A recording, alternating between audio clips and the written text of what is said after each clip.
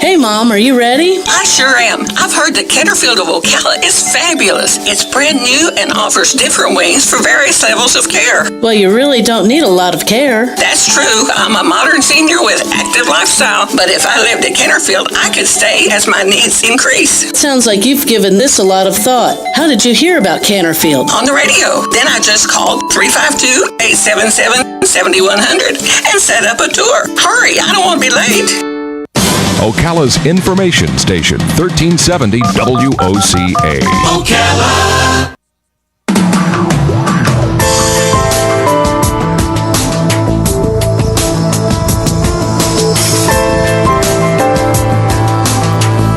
Robin, I have a fascination with trains.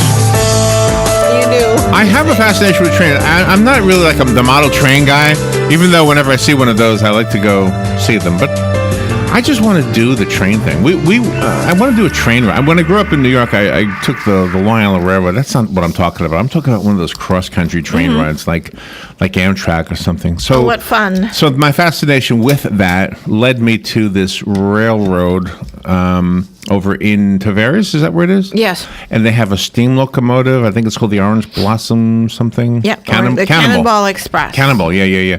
And so that was kind of fun because you got to be in a train and you kind of imagine this must have been what it was like in the days gone by. But the time we went, it was like a pumpkin run and it was very, very themed. Yeah, it's pretty cool. They're the best. The book we're about to talk about kind of really gives you a sense of what it must have been like, except for the murder. I don't know that happened all the time.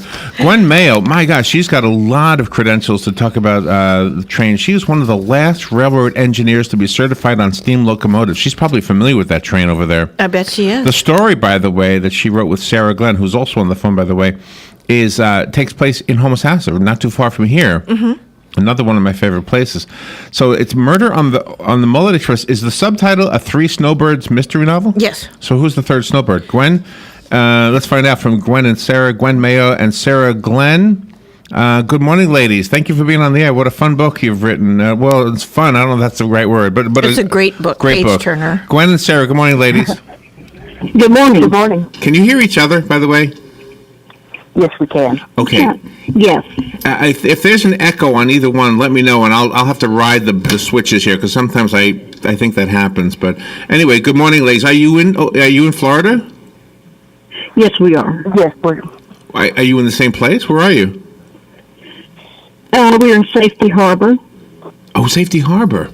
Oh, you've been on before, haven't you? Or are there a lot of authors in Safety Harbor? No, maybe you've not been. You. No, okay. I can't tell. I think you have the same voice. Gwen and Sarah, you sound the same. So how do you ladies know each other that you wrote a book together? We met at the University of Kentucky.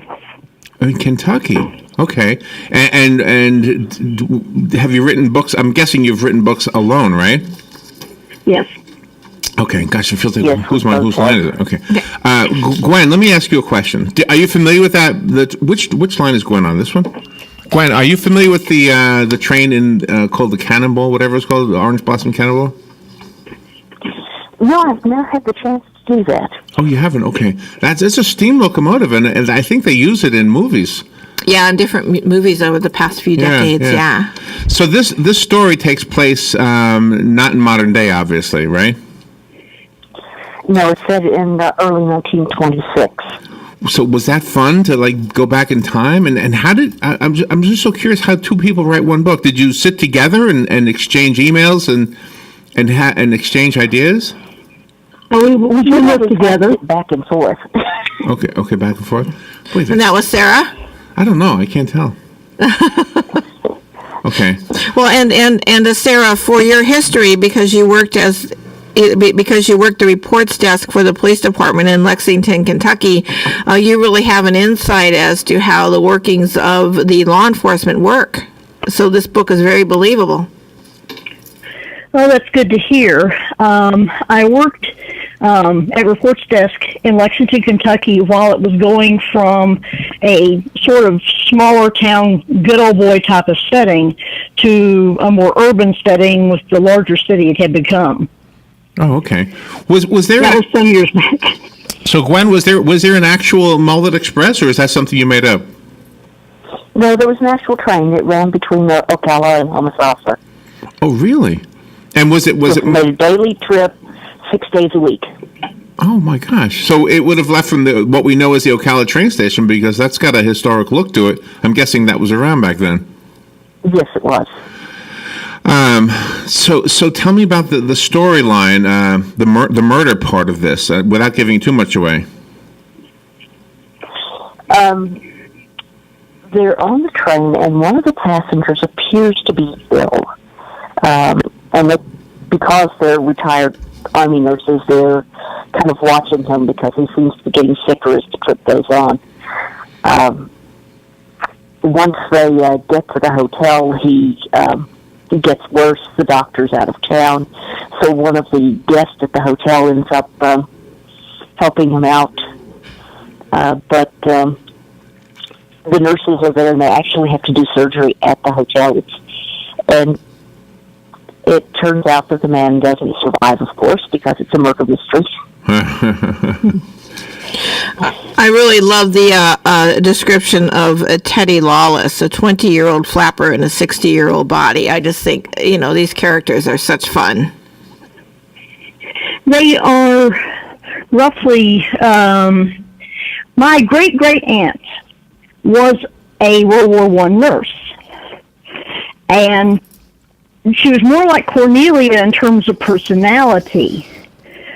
But Teddy has more of her build and has, unfortunately, some of her illness.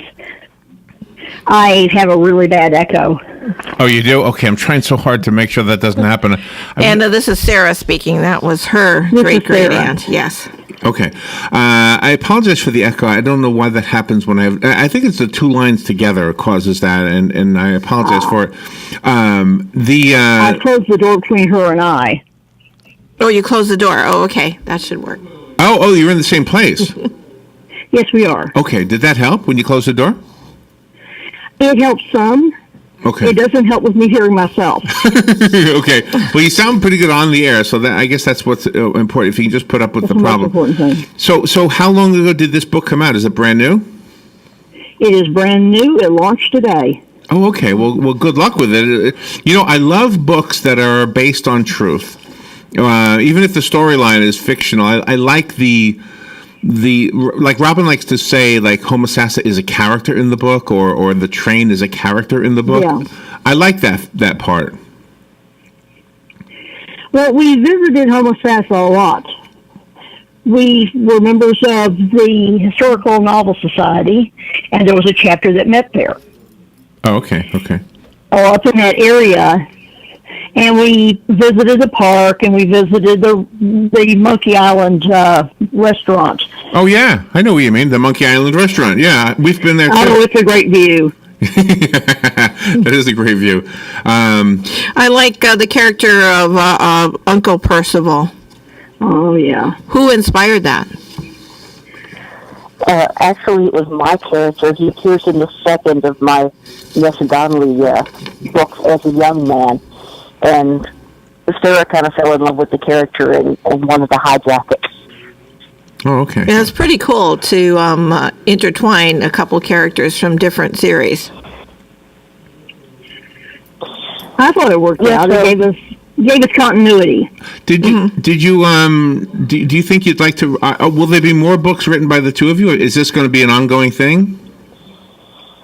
This is going to be an ongoing thing. The three snowbirds are down here for the winter, so the next situation they get into is going to be in St. Petersburg, and that's called Murder at the $1 Million Pier. And the one following that will be in Ybor City, and that's Ybor City Blues. See, I want to go to Ybor City. You're saying everything I want to hear. I want to go to Ybor City. I want to be a snowbird one day. I am a 20-year-old in a 60-year-old body, although I'm not a flapper. Everything you're saying is what I want to do. The book is called Murder on the Mullet Express. Call me. They sent the copy to me, so if we have one listener who would like the copy that I have, call me, and it's yours. The rest of us have to buy it. One of you ladies, can you tell us do you have a website? Mystery and Horror LLC.com Okay. is the name of the press. Well, it's the website of the press. Okay. You can find this book at Amazon, Barnes & Noble, and several ebook sites. Okay. Gwen Mayo and Sarah Glenn, thank you so much, and good luck with everything. Come back. Hopefully you can come into the studio one day. That would be awesome. We're only in Ocala. That would be fun. So not too far away. We will be right back.